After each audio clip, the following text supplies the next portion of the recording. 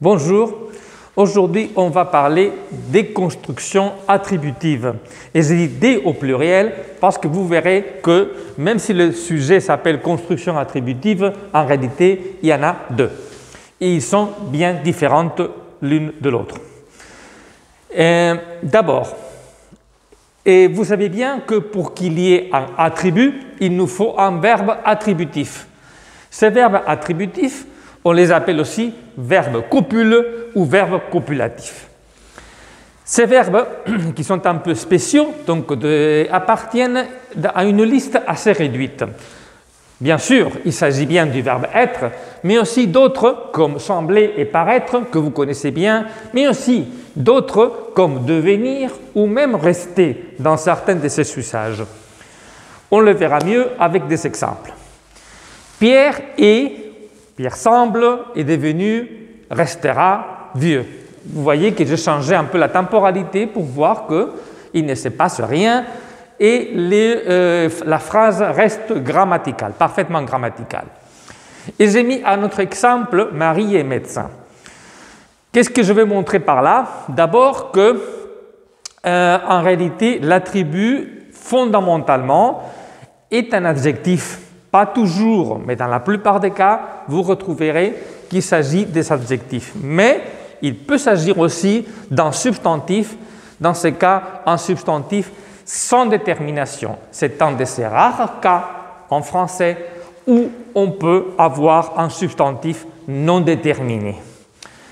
Eh bien, la preuve dans ce cas d'attribut du son standard, c'est que nous pouvons les pronominaliser. Les pronominaliser par un seul référent pronominal qui est le, toujours le même.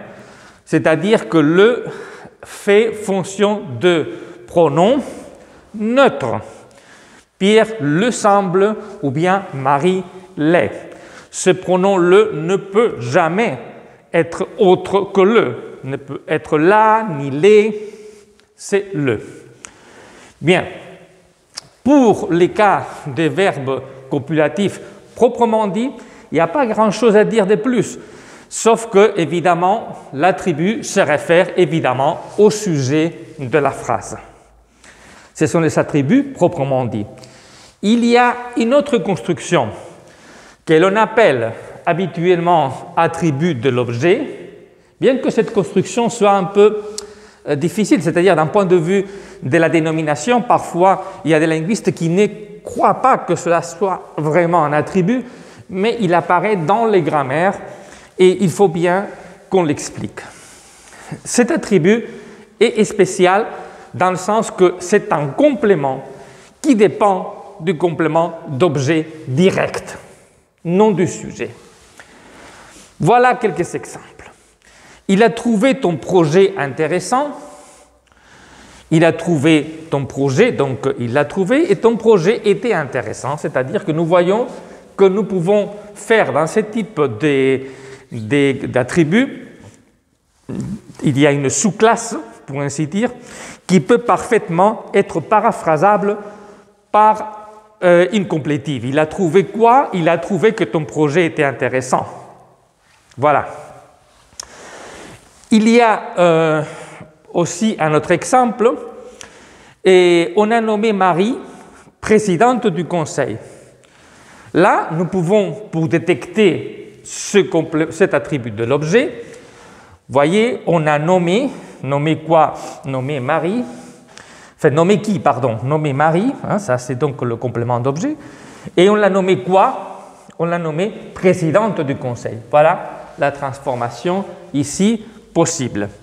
Vous voyez que dans ces cas, j'attire votre attention, que dans ces cas, nous voyons des verbes qui ne sont pas spécifiquement copulatifs. Bien sûr que nous sommes dans un autre schéma différent des attributs standards. C'est un verbe transitif puisqu'il me faut bien un complément d'objet pour qu'il y ait un attribut de l'objet, évidemment. Pour qu'il y ait un attribut de l'objet, il faut bien un complément d'objet. Eh bien, on a nommé Marie présidente du conseil, et puis finalement, un cas qui est un peu différent des autres, du point de vue de la structure, ils l'ont adopté jeune. Ils l'ont adopté jeune. Ils ont adopté Pierre, Marie, Hein? Jeune, quand il était ou quand elle était jeune. D'accord? Ça, c'est donc une autre paraphrase différente du reste. Mais ce qui est important ici, c'est que nous avons quand même l'objet, ici en forme de pronom, et puis nous avons l'attribut de l'objet. Voilà.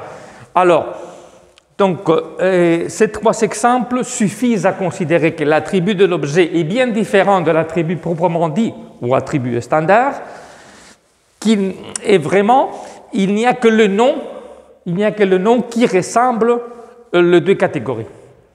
Donc, l'important, c'est d'étudier d'abord cette catégorie d'attributs que vous connaissez normalement et que vous pouvez distinguer, et puis cet autre qui est un complément de type un peu spécial et qui dépend de l'objet direct. Voilà, c'est tout ce que j'ai à vous dire. Alors, merci.